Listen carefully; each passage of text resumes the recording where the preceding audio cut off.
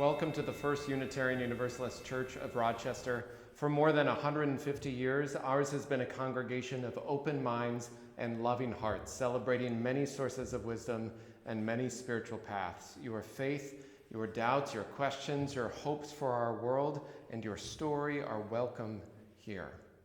And many paths is how we have gathered for all these many months and for the months to come. Online, small in-person gatherings now, and if you missed your e-news, you can go back to see it or contact the office or check out our website, because worship services are resuming in person on Sunday, August 15th. Our services will begin to change a couple weeks early before that, in early August, as we begin live streaming here from the sanctuary. Registration for worship will be shared soon. Throughout all of this, we will maintain our commitment to not just individual risk, but collective health and well-being, with abiding care for all among us, especially the most vulnerable, varied risk, varied comfort among us all, varied ages and abilities, all of us sacred and worth the care that we're putting into this process. So follow the e-news or contact the office for more details and ways to gather in the coming weeks. It will be good to be together, continued online or in person, whichever path you're able to choose. And a special thank you to our guest preacher today, the Reverend Rita Capizzi, minister of the UU Fellowship in Mankato, Minnesota. Rita has a background in academia and invites us today to imagine new systems of abundance and wealth and community. Thank you, Reverend Rita, for your words of wisdom today. Finally, in the words of the Reverend Eliza Tupper Wilkes, minister of this church in the 1870s, may our faith in humanity and our message of hope and of good cheer light our way. It's good to be together. This is the Unitarian Universalist Church. This is the Church of the Flaming Chalice. This is the Church of the Open Mind. This is the Church of the Loving Heart, where friends come together and share.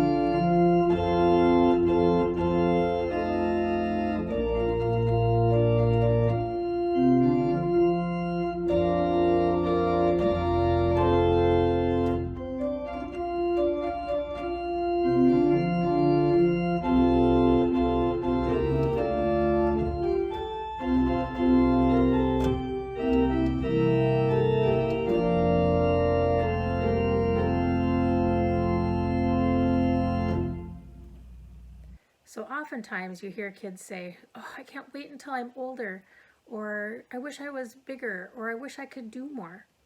Well, here's the thing. You can. Kids could change the world. And honestly, a lot of adults can't wait till you're older either. And you can go through and help make these changes that so many of us want to see done. So today's story will give a little bit of insight to what would happen if the kids ran the world. If Kids Ran the World by Leo and Diane Dillon. If kids ran the world, it would make it a kinder, better place. Maybe we'd run the world in a big tree house and everybody would be welcome. We'd take care of the most important things. We know people are hungry all over the world, so we would make sure everyone had enough to eat. The food would taste delicious and it would make people healthy and strong. Kids who had extra food would help bring it to people who really needed it. Everyone would have a safe place to live. Bad housing would be fixed and new housing wouldn't ruin the land or the sea. No matter how sick people were, they would have the medicine they needed. And if you were lonely in a hospital, kids would come visit you and let you play with pets and toys and bring you flowers. And somebody friendly would help you with a big smile. Everyone would laugh a lot more. Kids would have more picnics and games and funny books and movies. People would spend more time playing and less time worrying. Kids could act very silly, and maybe even some adults. All children would go to good schools where every teacher was nice and had lots of books and music and art. Classes, well, they would be exciting and fun. Schools would serve yummy meals and have great sports and big playgrounds. Kids would hopefully love school. People could wear any kind of clothes and no one could tease them. There would be no such thing as boy clothes and girl clothes. Children would all live with people who loved them. More forests would be planted and protected. All the beaches, pools, and parks would belong to everyone. There would be no clubs or places that kept some people out. Friendship, kindness, and generosity would be worth more than money. People would take care of the planet and the animals and plants. Nobody would throw trash on the ground or in the ocean or make the air dirty. People would have religious freedom and nobody would punish them or call them names. Everyone would learn the happiness of being thankful. Even if they were busy, people would remember to stop and see the beauty of a sunset or a rainbow. All over the world, people would feel safe. People would live in peace together. No more hate. And everybody would learn how to forgive. If kids ran the world, would these things actually be possible? Yes, we think so. Because kids know that everyone can learn to share. Kids know how to try to do their very best. And kids know that the most important thing in the world isn't money or being king or queen or pushing other people around. Kids know that it's love. Giving it, showing it, and sharing it with everyone. It is true from the mouths of babes, so take a little bit of time, take a look at what you can do, and go out there and change it. Change the world.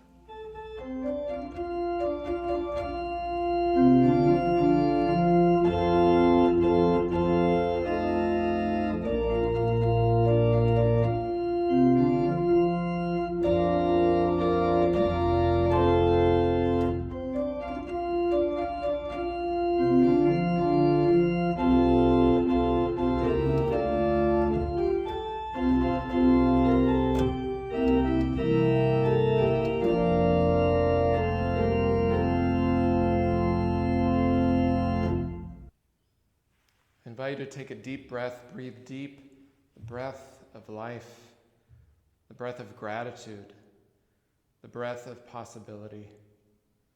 In this summer air, feel below you the earth and its ancient turning, and above you the sky and the stars shining with their ancient light, holding you in this moment between earth and stars of which you are made.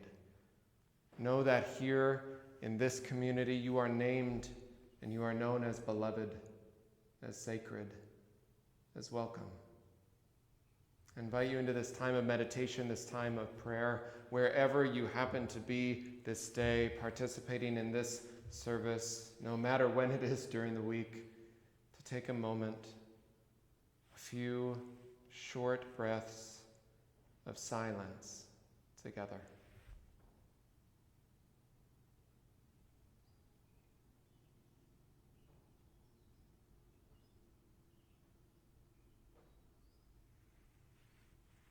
Spirit of life and source of love, God of 1,000 names and beyond all naming, in these turning days and these spiraling months of emotions and changes and uncertainties, may our hearts always lean toward the possibility that there is enough love, enough resources, enough health. If we move beyond living for ourselves alone and toward a world, outward toward a community, an economy, a commonwealth of collective well-being, of liberation, words similar to the old teaching of universal salvation. May we know that we are kindred with all living things and that remembering is our responsibility and it is our gift. We hold in our hearts this day all those who suffer in mind, in body, or spirit. I invite you to bring the names you're holding in your own heart this day in joy or in sorrow, celebration or concern, and silently or aloud now in this time and space to speak their names.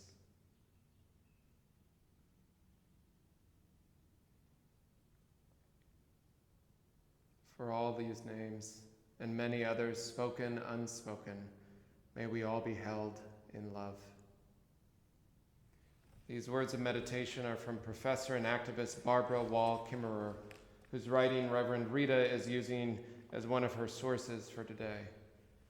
Dr. Kimmerer writes, I cherish the notion of the gift economy, that we might back away from the grinding market economy that reduces everything to commodity and leaves most of us bereft of what we really want, relationship and purpose and beauty and meaning, which can never be commoditized.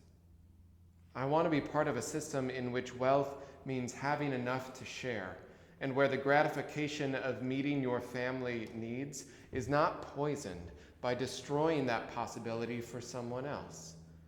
I want to live in a society where the currency of exchange is gratitude and the infinitely renewable resource of kindness, which multiplies every time it is shared, rather than depreciating with every use. May we live for our collective well-being. Amen.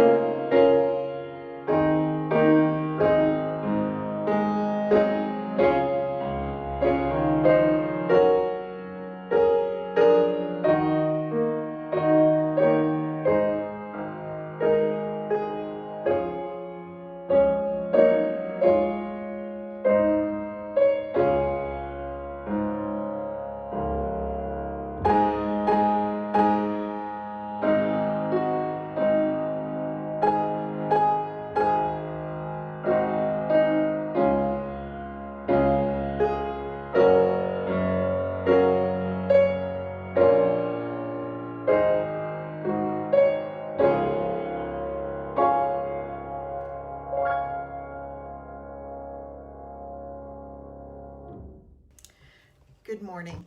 I'm the Reverend Rita Capizzi from the Unitarian Universalist Fellowship of Mankato. I'm happy to be with you this morning. My sermon is entitled, Money and Reciprocity.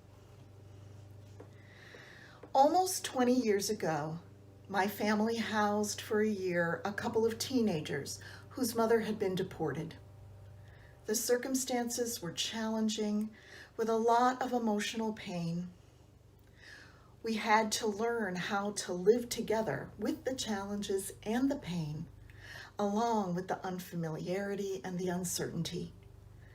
How long would this last? A situation both terrible with loss and weighty with love.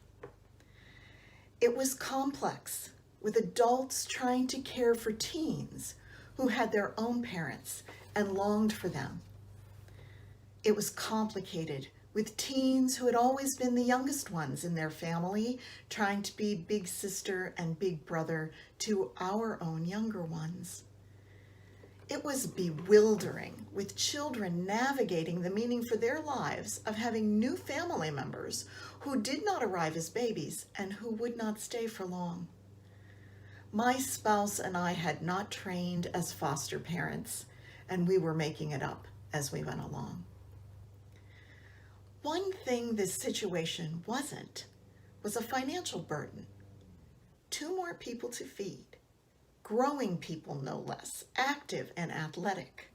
More heat and electricity expended, with another full floor of the house pumping morning, noon, and night. Extra loads of laundry and lots more showers. 2 more birthdays, 2 more sets of Christmas gifts. Many more trips in the car to school and sporting events, seemingly always in opposite directions. Of all of the feelings I felt, I never felt once that we did not have enough money for all of this apparent extra. Our source of income was exactly the same as the year before. Exactly the same as the year before, when I had worked up a budget and fretted over how I would cover all the payments and put away the savings and manage the debt service. I had developed spreadsheets and projections and calculations to keep us on track. I had saved receipts and organized expenses into needs and wants, essentials and extras. I always felt like I was chasing money, trying to find enough, trying to find more, always feeling the looming dread of scarcity, no matter how much. What was so different the year the teenagers lived with us? Before I get there, let's think some more about this idea, this fear of scarcity. Modern capitalistic economics operates by a notion of scarcity. Money is scarce, and so it must be hoarded. Time is scarce, and so all moments need to be grasped and tightly held. We are invited to be in competition with each other. He who dies with the most toys wins, after all. Keeping up with the Joneses. Even keeping very private about what we have or what we don't have locates us firmly in this money as scarce sense of economy. Yet according to one metric, with less than 5% of world population, the United States uses 1/3 of the world's paper, 1/4 of the world's oil, 23% of the coal, 27% of the aluminum, and 19% of the copper. Our per capita use of energy, minerals, metals, forest products, fish, grains, meat, and even fresh water dwarfs that of people living in the developing world. So very many 2-member families with 2 automobiles or more. So many of us live a stone's throw from our neighbors, and we all have our own lawnmowers, hedge trimmers, weed whackers, gardening tools, watering hoses. We live within a few miles of family, or close friends, and we each have our own crock pots, vacuum cleaners, blenders, and food processors. We possess stacks of napkins, plates, and glasses. And when I say we, believe me, I am saying I. And of course, the industry's wide planned obsolescence of our appliances, laptop computers, and cell phones keeps us both hungry for the latest as well as needfully returning for more. The duplication and multiplication show us we all participate in this overabundant accumulation, and we call it many names. Independence, security, status, making it the American way. We call it happiness, except that too soon the feeling fades and we buy more to fill the void of feeling within our overstuffed spaces and lives. And our consumption and our sense of monetary scarcity feed all the piles of gold and caviar, all the Rolls Royces and fur coats, all the private security and private jets and helicopters and the enclaves of the 1% into which most of us likely will never tread. Those of us more modestly accumulating, and those of us too poor to be accumulating at all, we support with our labor and our overconsumption the lives of the very rich, those who own all the businesses pumping out all the products that increasingly we find we cannot do without. About all of this consumption and scarcity, Robin Wall Kimmerer, in her article, The Serviceberry, An Economy of Abundance, she writes a caution for us. And I quote, "Continued fealty to economics based on competition for manufactured scarcity rather than cooperation around natural abundance is now causing us to face the danger of producing real scarcity, evident in growing shortages of food, clean water, breathable air, and fertile soil. We accumulate manufactured things of metal and plastic, all created through extraction from the earth, all created at the expense of the earth, and much needing and much feeding an addiction to what can never truly nourish or nurture our minds, bodies, and spirits." Kimmerer goes on to say that climate change is a product of this extractive economy and is forcing us to confront the inevitable outcome of our consumptive lifestyle, genuine scarcity, for which the market has no remedy. Earth is torn open for the metals creating automobile frames and microchips. Earth is scraped and sucked at for the carbons of long dead life to create plastic sheeting and potato head toys. Earth is shaved and uprooted for toilet paper and wrapping paper and newspaper and the paper from which I read this morning. The air and the water are awash with pollutants, and we dig more holes to put the wastes in or float those wastes out on ocean currents where no human person has to look at them. We create landscapes of trash that support entire communities of the most impoverished and oppressed of our siblings. Our human actions have wrought a wasteland, and still we want more. Still, we live within a mindset that nothing is ever enough. What might be a remedy for the mess and for the want? Edgar Villanueva, an enrolled member of the Lumbee tribe in North Carolina, writes about new ways of thinking about money, specifically within the frame of philanthropy and so-called charitable giving. In his book, Decolonizing Wealth, Indigenous Wisdom to Heal Divides and Restore Balance, Villanueva agrees with Robin Wall Kimmerer that money conceived within a scarcity model is highly destructive, especially when money is about having power over rather than power with. To have power with, in other words, to see giving as sharing, sharing that empowers those who have been left out of the market system. Villanueva offers instead this notion, the idea that money can be medicine. What does that mean? Villanueva says, in native traditions, medicine is a way of achieving balance. An indigenous medicine person doesn't just heal illness. They can restore harmony or establish a state of being like peacefulness.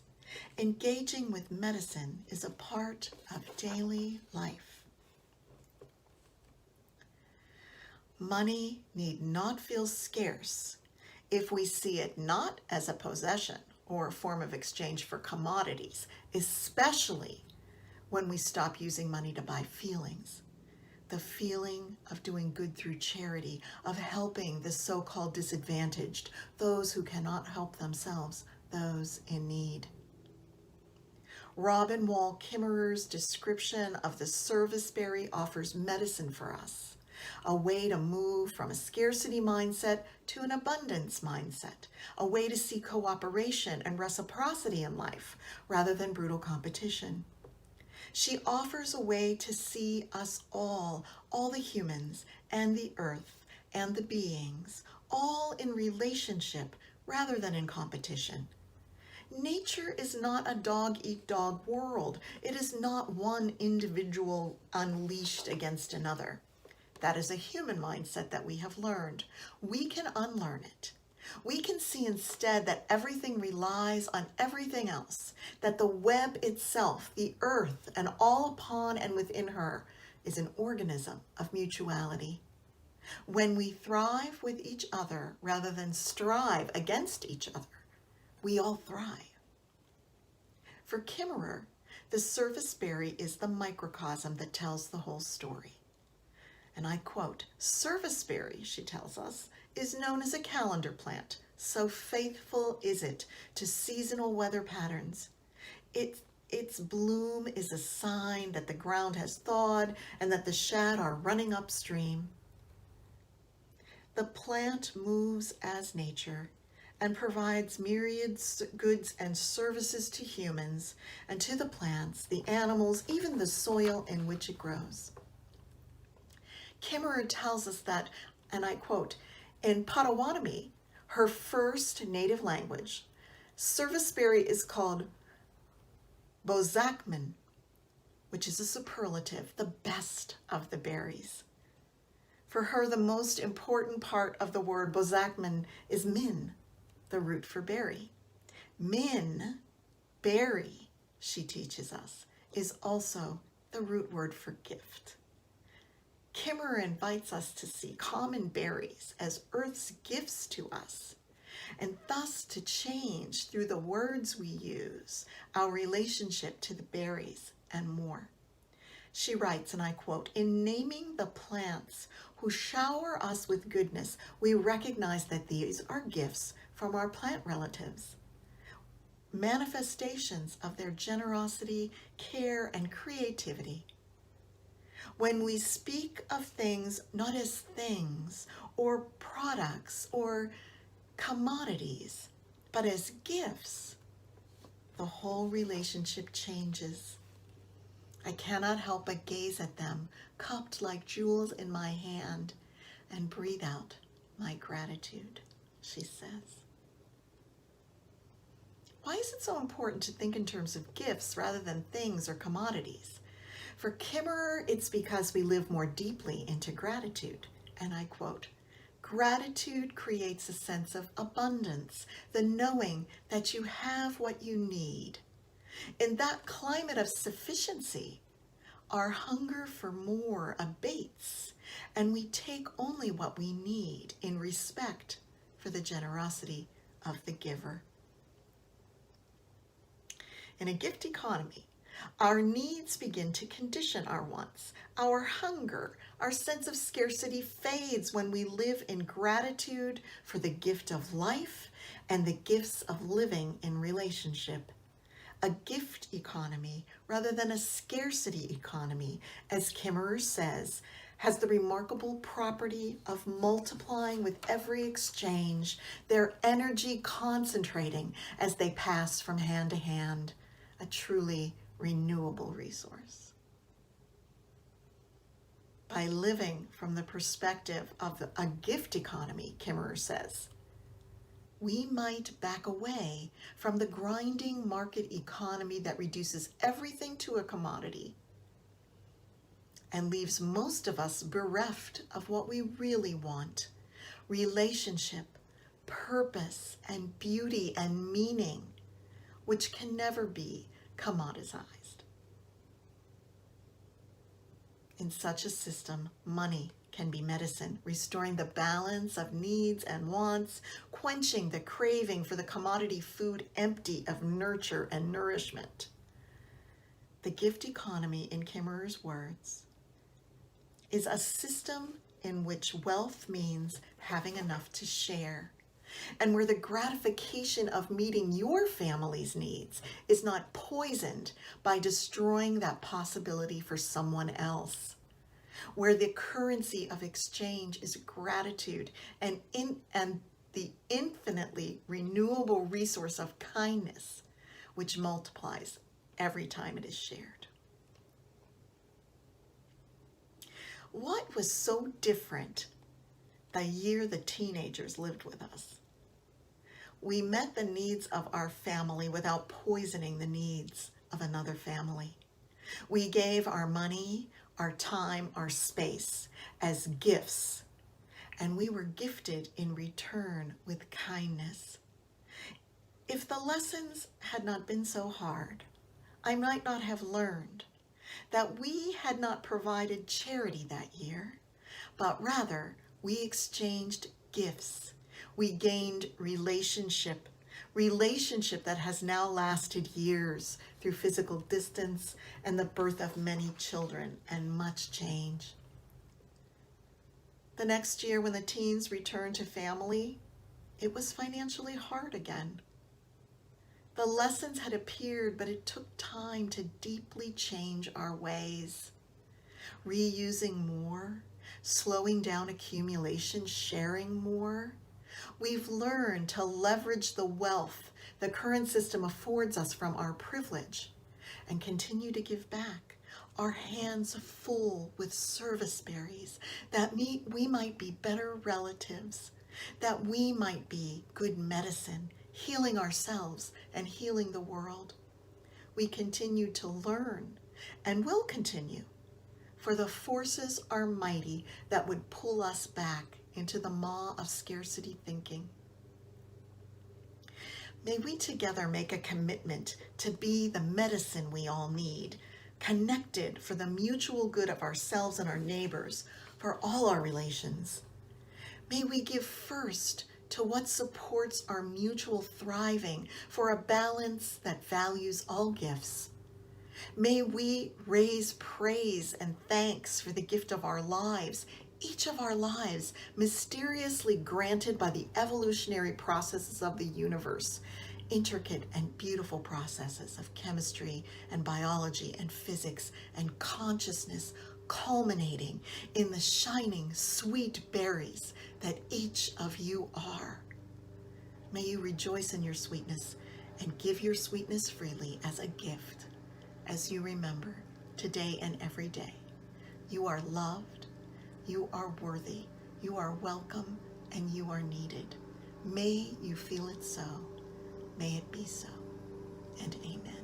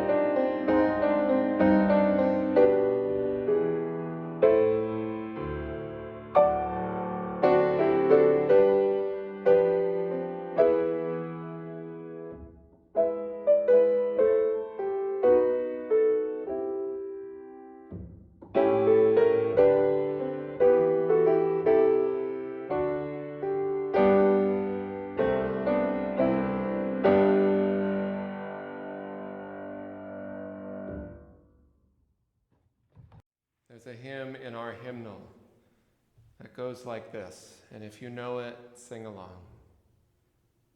From you I receive, to you I give, together we share, and from this we live. May that be so. Amen.